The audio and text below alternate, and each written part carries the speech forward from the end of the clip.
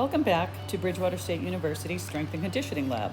Today's lesson is to show the proper technique for an at-home weighted S pretzel stretch.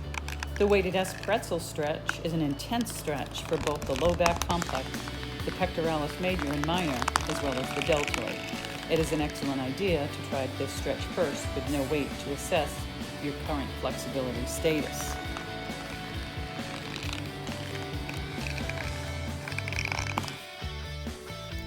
Muscles we're stretching: quadratus lumborum, rotatoris multifidus, the erector spinae group, our deep spinal muscles, rotatoris and multifidus, as well as the pectoralis minor,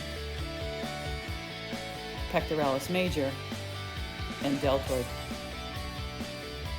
Begin supine with knees flexed, rolling onto one side.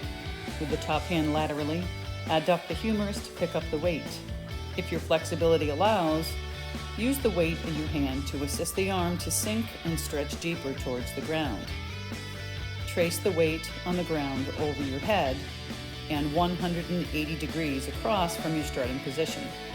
Trace the weighted arm back to the start position and repeat for the described number of repetitions. Repeat on the opposite side.